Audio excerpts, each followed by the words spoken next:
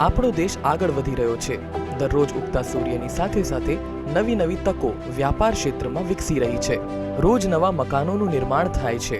વ્યક્તિ પોતાના જીવનમાં લાખો કરોડોના ખર્ચે મકાન બનાવે છે, વ્યાપારમાં રોકાણ કરે છે. પરંતુ જો વાસ્તુને નજરઅંદાજ કર્યું તો એ બધું વ્યર્થ છે. પૌરાણિક સમયથી આપણા જીવનનો મહત્વપૂર્ણ ભાગ રહ્યું છે વાસ્તુ. વાસ્તુ સારું હશે તો વ્યાપારમાં ઉન્નતિ થશે. વાસ્તુ સારું હશે તો પરિવારમાં ખુશી બની રહેશે. વાસ્તુ સારું હશે તો તમારા જીવનમાં સુખ, શાંતિ અને સમૃદ્ધિ બની રહેશે. આજના યુગમાં અને હાલની પરિસ્થિતિઓના પ્રમાણે વાસ્તુ શીખવા નથી મળતું. એટલે ધીરેન શાહ, વાસ્તુ એક્સપર્ટ, પોતાનો 30 વર્ષોનો અનુભવ લઈને આવી રહ્યા છે.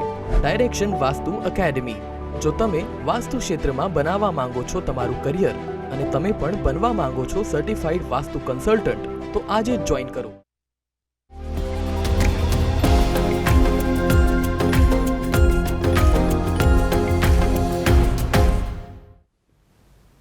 નમસ્કાર દર્શક મિત્રો, હું છું માનસી સોની. વાસ્તુ આધારિત વિશેષ શ્રેણીમાં આજે આપ સૌનું સ્વાગત છે.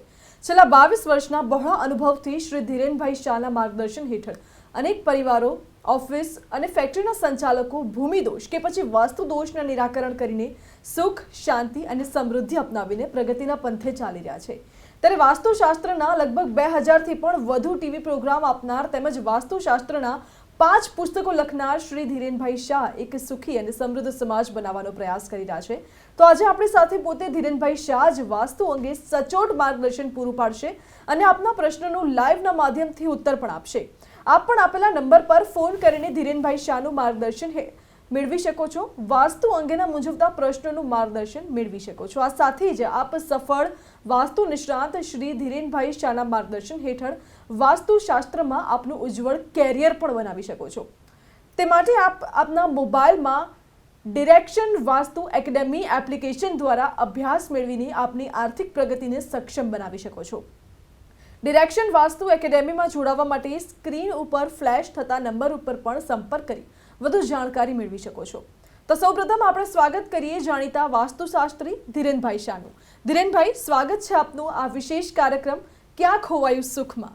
નમસ્કાર ધીરેનભાઈ, સૌથી પહેલાં આપે જે આ એપ્લિકેશન ડાઉનલોડ કરી છે, જે પણ લોકો વાસ્તુમાં કરિયર બનાવવા માંગે છે તેમના માટે તે અંગેનું માર્ગદર્શન આપશો. કેવી રીતે આમાં કરિયર બનાવી શકાય, શું ઓપોર્ચ્યુનિટીઝ છે?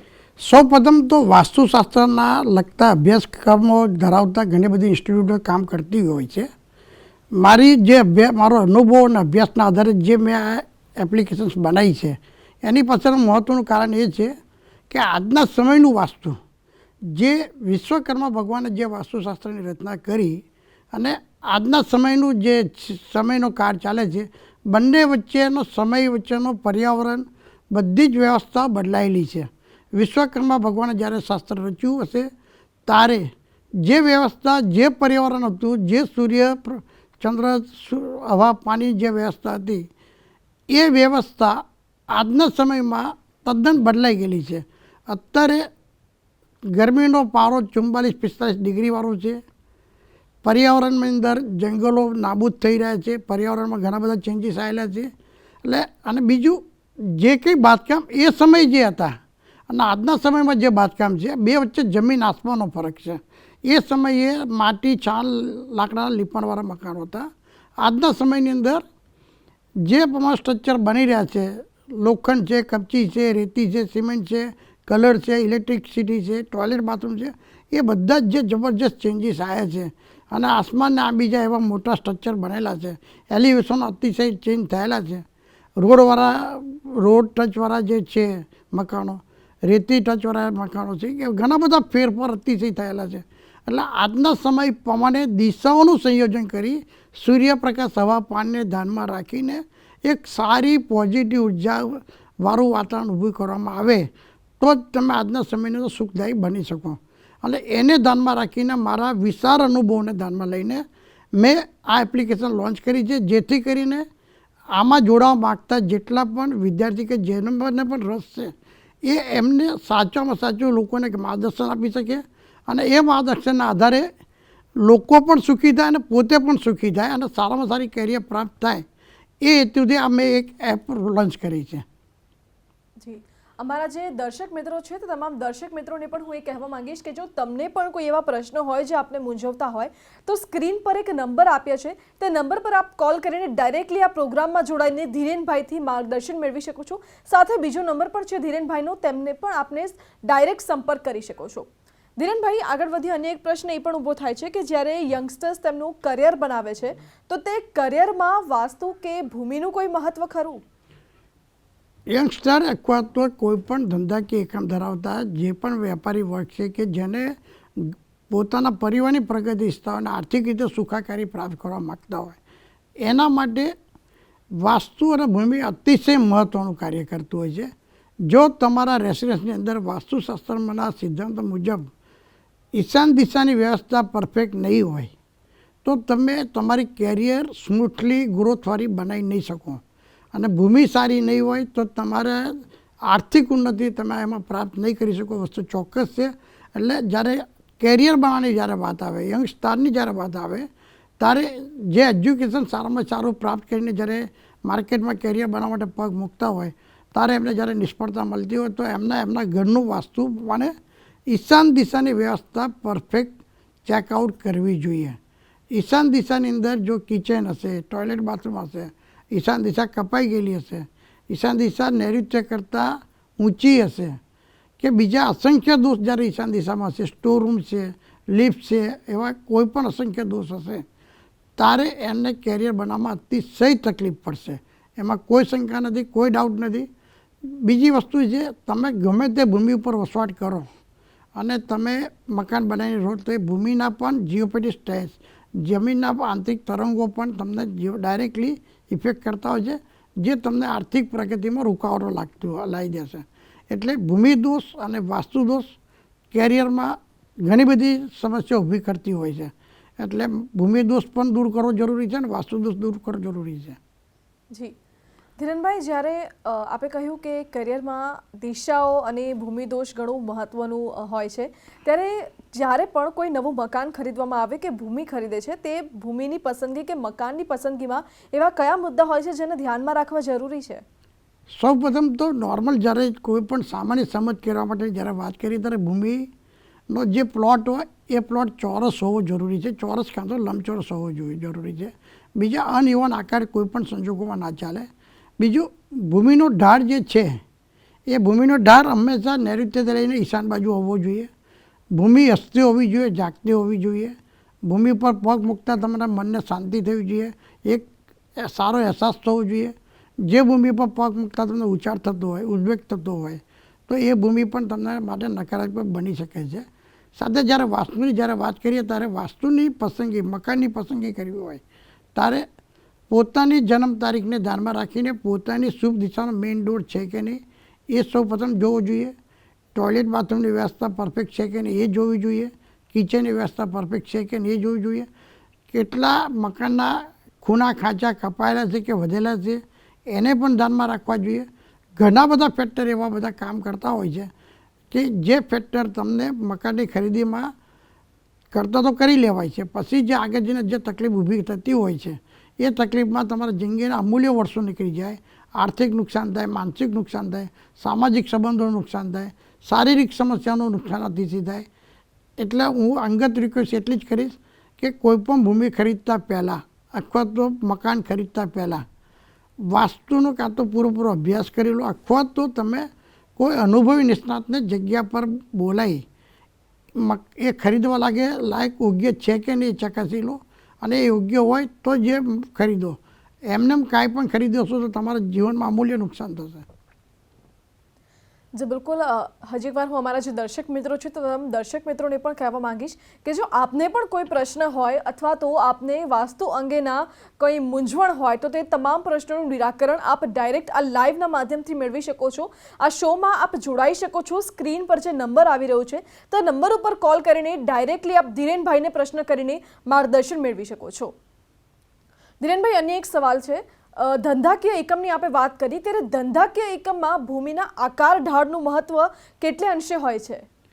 ધંધાકીય એકમ તમે કોઈ પણ પરચેજ કરો એના માટે ધારો કે ફેક્ટરી છે તો ફેક્ટરી માટે તમે જે પ્લોટ પસંદ કરતા હોય છે અથવા તો કોઈ પણ નાના મોટા ઇન્ફ્રાસ્ટ્રક્ચર બનાવવાના હોય જેમ કે હોસ્પિટલ છે, સ્કૂલ છે કે બેંક છે કે બીજા કોઈ પણ કોર્પોરેટ હાઉસ બનાવવાના હોય ત્યારે પ્લોટનો આકાર અતિશય મહત્ત્વનું કારણભૂત બનતું હોય છે.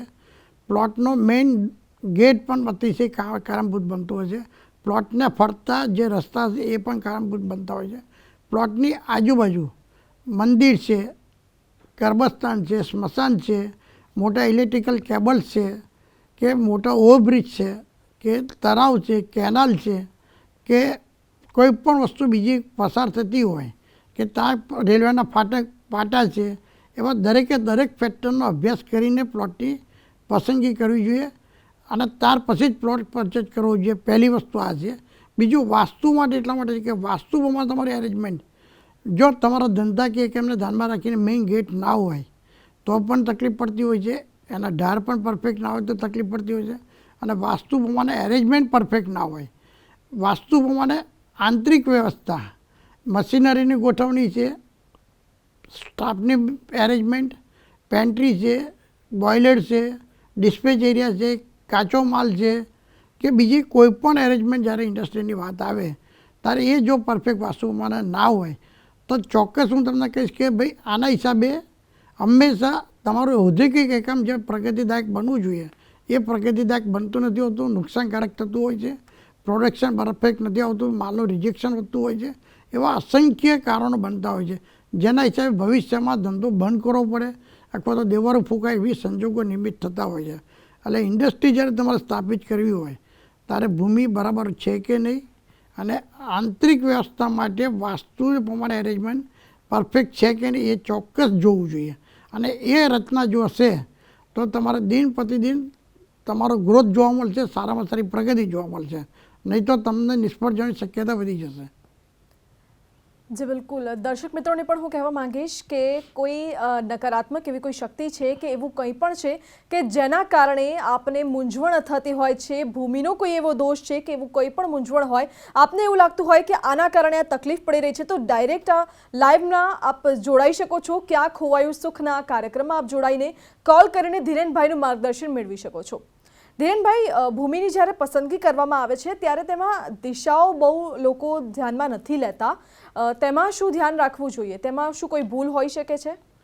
આ તમે જે સવાલ કર્યો બહુ પરફેક્ટ સવાલ છે કે દિશાઓની સમજ કરવી એટલા માટે જરૂરી છે કે તમારી જે ધંધાકીય એકમને જે પ્રોડક્શન તમે કરી રહ્યા છો એ પ્રોડક્શન અથવા તો ઓનરની ડેટ ઓફ બર્થ અથવા તો ઓનરની કંપનીની સ્થાપના છે એના પરથી તમારી દિશા, શુભ દિશા પરફેક્ટ છે કે નહીં, એ મેઇન રોડ આવે છે કે નહીં, એ દિશા જોવી અતિશય આવશ્યક હોય છે.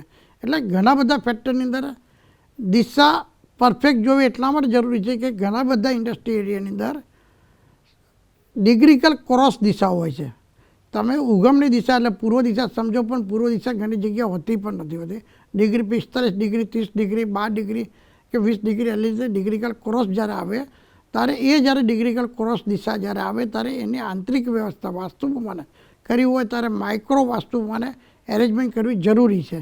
તમે નોર્મલ સમજીને જો એરેન્જમેન્ટ કરો તે નોર્મલ એરેન્જમેન્ટ ખોટી પડે ત્યારે લાંબે ગાળે નુકસાન થાય.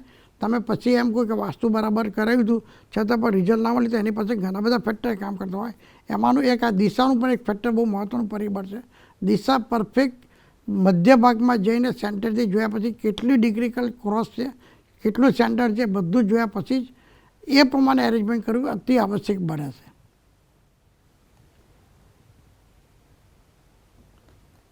જી બિલકુલ. તો આગળ પણ ધીરેનભાઈ સાથેની ચર્ચા જારી રહેશે, તેમનું માર્ગદર્શન મેળવીશું. હાલ રોકાઈએ એક નાનકડા બ્રેક માટે.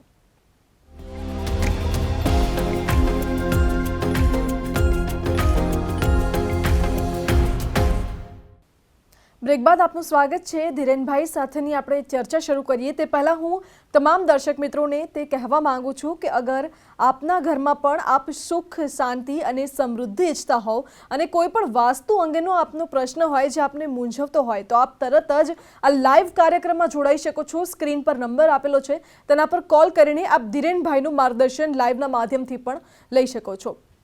ધીરેનભાઈ, આપણે આગળ વાત કરીએ. આર્થિક, માનસિક અને શારીરિક અથવા તો સામાજિક પ્રશ્નોમાં વાસ્તુ દોષ કે ભૂમિ દોષ કેટલે અંશે જવાબદાર ગણી શકાય?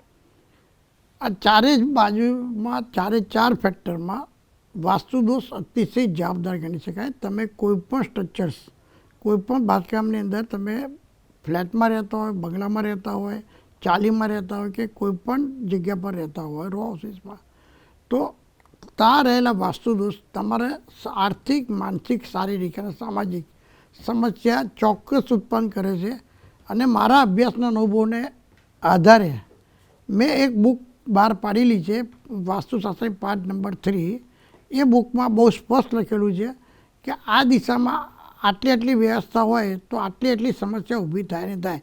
એ કોઈ પણ વ્યક્તિ કે કોઈ પણ જગ્યા પર ટેલી કરી શકે છે. એ પોતાના રેસિડન્સમાં ટેલી કરી શકે છે. કારણ કે વાસ્તુ દોષ મેડિકલ સમસ્યામાં પણ કારણભૂત બને છે, માનસિક સમસ્યામાં પણ કારણભૂત બને છે. સાથે સાથે આપણે જે ના કલ્પ્યું હોય રીતે સામાજિક સમસ્યામાં પણ અતિશય મહત્ત્વનું કારણભૂત બને છે. અને આર્થિક સમસ્યામાં તો કારણભૂત બને છે, એમાં કોઈ શંકા નથી, કોઈ ડાઉટ નથી. એટલે વાસ્તુ દોષ એમ કહેવાય તમારા જીવનની બેરોમીટર છે કે તમારું જીવન કઈ ટાઈપનું જશે અથવા તો કયા લેવલનું છે એ જજમેન્ટ આપી શકાય છે. અને અમારા જે અનુભવી જે વાસ્તુશાસ્ત્રી છે એ જગ્યા પર જઈને તમારી સમસ્યા અમે લોકો કહી દઈએ, એટલા લેવલનું વાસ્તુ દોષની ઇફેક્ટ હોય છે. એટલે તમે જે સવાલ કર્યો કે વાસ્તુ દોષ આ ચારેય સમસ્યામાં કેટલો કારણભૂત બને, તો એના માટે એવું કહીશ કે વાસ્તુનો અભ્યાસ જેને ઊંડાણભર્યો કર્યો હશે તો એ વ્યક્તિ તરત જજમેન્ટ લઈ શકશે કે કઈ દિશાના કયા વાસ્તુ દોષના કારણે કઈ સમસ્યા ઊભી થઈ છે અને એ કેટલા સમય પછી ઊભી થઈ છે, ક્યારે થઈ છે, એ બધું જ એનાલિસિસ કરી શકાય. વાસ્તુદોષ બહુ મહત્ત્વનું જીવન માટે પ્રગતિદાયક નથી બનતું પણ નુકસાનકારક બનતું હોય છે. એટલે તમારા મકાનમાં રહેલા જે કંઈ પણ એરેન્જમેન્ટ છે એ એરેન્જમેન્ટને તમારી સમસ્યાઓ સાથે તમે ટેલી કરો તો તમને જજમેન્ટ આવશે કે તમે ક્યાં ઊભા છો.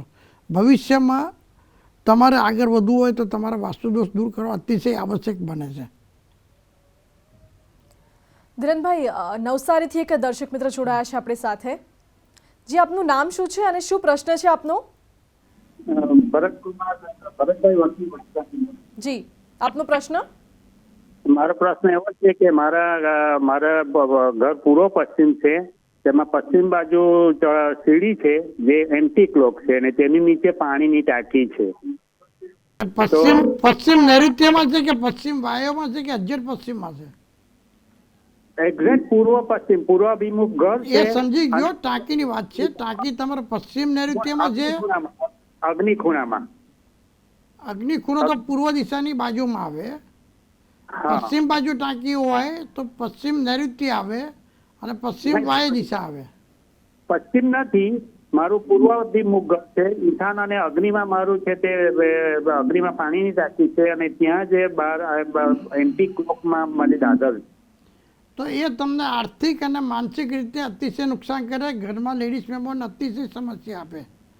અંડરગ્રાઉન્ડ ટાંકી તમે તાત્કાલિક પુરાઈ દો અને એ ટાંકી બની શકે તો ઈશાન બાજુ લઈ જાઓ કાં તો ઉત્તર બાજુ લઈ જાઓ.